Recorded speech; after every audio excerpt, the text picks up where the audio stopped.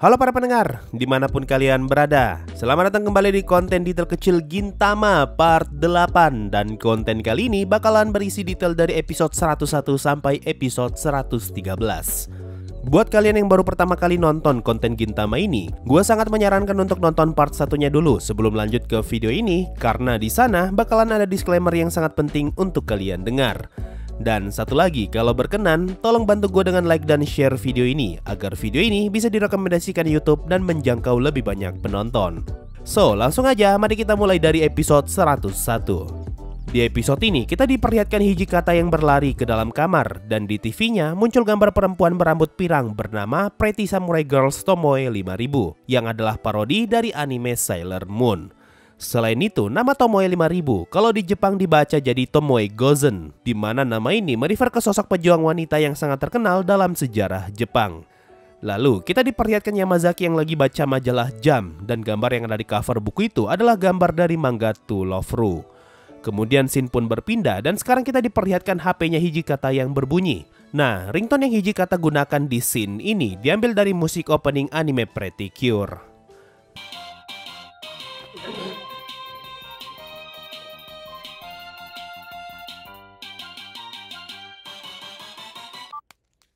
もしもし。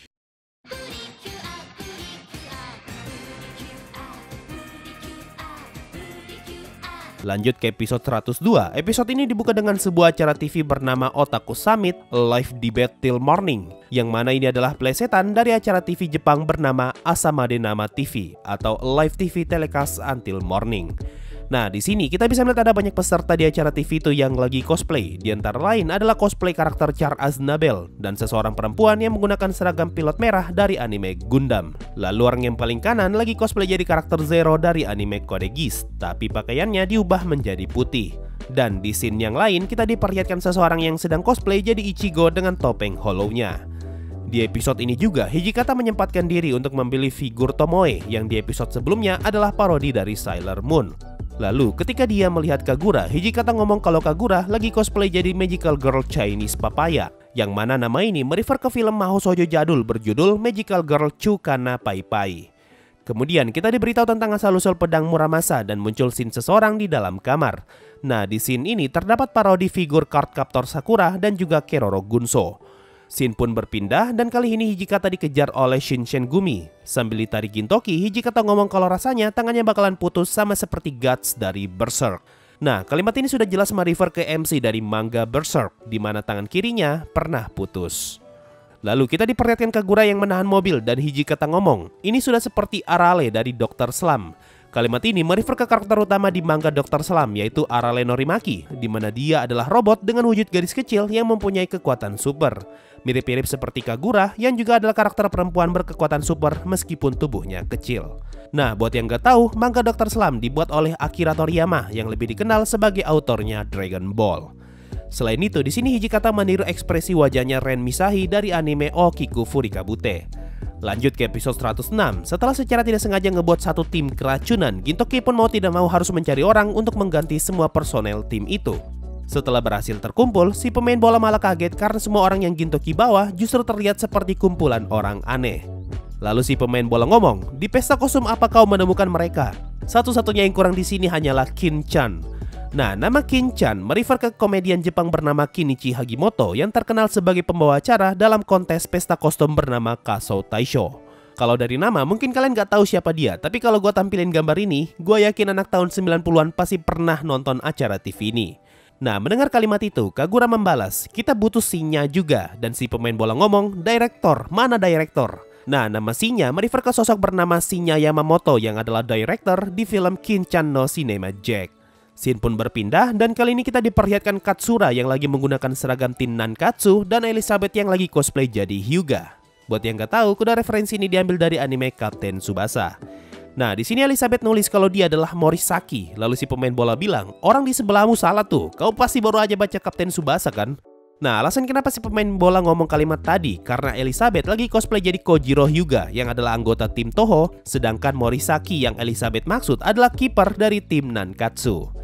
Lalu ketika Sachan ngomong, Gintoki langsung menendang bola ke arah Sachan sambil berteriak Tiger. Scene ini merefer ke tendangannya Hyuga yang disebut tendangan macan.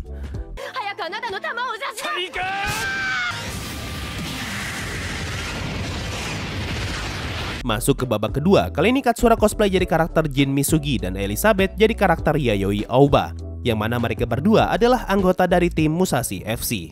Nah, di Kapten Tsubasa, Misugi diceritakan mempunyai penyakit jantung, makanya di scene ini Kagura terlihat kesakitan sambil memegang dadanya. Pertandingan pun berlanjut dan kali ini giliran timnya Gintoki menyerang balik. Di sini Otae dan Kondo melakukan serangan kombinasi yang disebut Sky Love Goriken. Ini adalah parodi dari serangan kombinasi Tachibana bersaudara di anime Kapten Tsubasa yang disebut Sky Love Hurricane.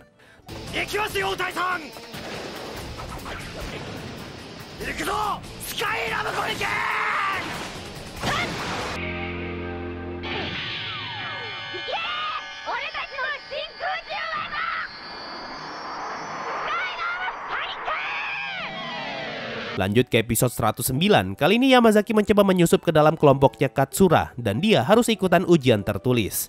Nah, jenis pertanyaan yang digunakan dalam ujian tertulis itu adalah tebak kata, dan pertanyaan keduanya mempunyai clue Shogun. Menanggapi pertanyaan itu, Yamazaki pun menjawab smegma, dan jawaban yang benar adalah Matsuhidara Ken. Nah, ini karena Matsuhidara Ken memerankan Shogun di film Aba Rainbow Shogun, makanya Katsura ngomong kalau Aba Rainbow juga adalah jawaban yang benar. Nah, yang menarik di sini adalah jawabannya Yamazaki, yaitu smegma. Kalau kalian tidak tahu, silahkan cari tahu sendiri karena gue nggak mau kena dolar kuning. Intinya, smegma adalah anu. Nah, jawaban ini bisa dibilang adalah foreshadow untuk cerita ke depannya, di mana si Shogun bakal identik banget sama anu. Bahkan nanti ada satu episode yang isinya anu doang dan di sana juga ada Shogun. Lanjut ke pertanyaan berikutnya, cluenya adalah Jackie Chan. Pertanyaan ini sudah pasti merefer ke aktor film action Jackie Chan, dan jawaban dari pertanyaan itu adalah hidung. Gua nggak tahu apa maksud dari jokes ini, tapi mungkin ini merefer ke hidungnya Jackie Chan yang besar banget sampai bisa ngebuat kita salah fokus. Makanya hidungnya Jackie Chan jadi sesuatu yang ikonik. Jawaban lain untuk pertanyaan ini adalah kursi dan juga Ryo Saiba. Gua nggak tahu kalau masalah kursi, tapi kalau Ryo Saiba merefer ke film City Hunter versi Hong Kong yang dibintangi Jackie Chan sebagai Ryo Saiba dan Joey Wong sebagai Makimura Kaori. Lalu setelah ujian tulis selesai, Katsura pun memanggil Kapten Dragon yang ternyata adalah parodi dari sosok Jackie Chan. Nah, alasan kenapa dia dipanggil Kapten Dragon ini karena di film Project E, Jackie Chan mendapatkan peran sebagai Sersan Dragon. Dan ini juga menjadi alasan kenapa ujian praktek ini diberi nama Project Z. Kemudian kita diperlihatkan scene Katsura dan Kapten Dragon yang jatuh dari menara jam. Nah, scene ini diambil langsung dari film Project E.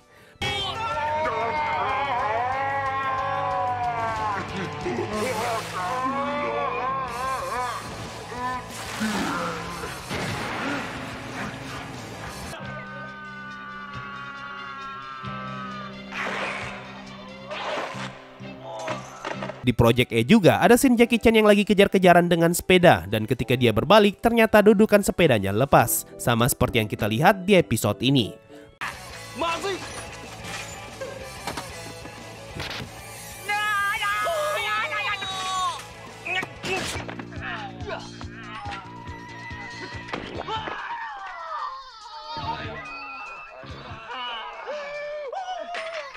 Kemudian scene pun berpindah dan Katsura nanya hal apa yang paling tepat untuk dilakukan dalam kondisi ini. Si Kapten Dragon pun ngomong, jawaban yang paling tepat adalah memanggil Fat Gon. Nah, si Fat Gon ini merupakan parodi dari karakter yang diperankan Sammo Hung di film Enter the Fat Dragon. Dan dia juga ikutan main di film Project E. Nah, setelah Fat Gon muncul, Katsura ngomong, kalau kau menjawab Un Piao, kau akan mendapatkan setengah poin. Nah, nama Un Piao merefer ke Yuen Biao yang juga ikutan main di film Project E. Masuk ke episode 111, di awal episode kita diperlihatkan Gintoki dan Shinpachi yang lagi joget bareng para waria dan mereka memperkenalkan diri sebagai Kamaxile yang adalah plesetan dari band Jepang bernama Exile. Di episode ini juga kita diperlihatkan kapal perang berwajah waria yang lagi dan lagi adalah parodi dari anime Spaceship Yamato. Lanjut ke episode 112, di sini Gintoki keluar dari Yorozuya sambil ngomong kapan Hunter x Hunter bakal lanjut lagi. Kalimat ini tentu saja merefer ke manga Hunter x Hunter yang suka sekali hiatus. Di episode ini juga kita diperlihatkan Tama yang lagi karaoke dan menyanyikan lirik Venice Monja. Lirik ini adalah parodi dari musik di film Rocky yaitu Gonna Fly Now. Lirik ini juga sebelumnya pernah Tama nyanyikan di episode ke-71. Dan terakhir kita masuk ke episode 113. Episode ini bercerita tentang toilet yang kotor dan terjadi penyebaran kuman di sekitar markas Shinsengumi hingga akhirnya malah menyebar ke seluruh kota. Lalu kita diperlihatkan Shinsengumi yang mengungsi keluar kota dan tiba-tiba muncul sekumpulan monster berkepala kondo yang meneriakkan kata Kondo Ohmu. Nah, keseluruhan scene ini merupakan parodi dari film Ghibli yang berjudul Nausicaa The Valley of the Wind, di mana Kondo muncul sebagai monster bernama Ohmu. Kemudian Kumanaku muncul sambil menggunakan jubah sama seperti yang digunakan karakter nenek di film Nausicaa. Lalu Matsuhidara juga ikutan muncul di mana dia menggunakan jubah milik Kushana dan Sogo malah berubah menjadi Giant Warrior.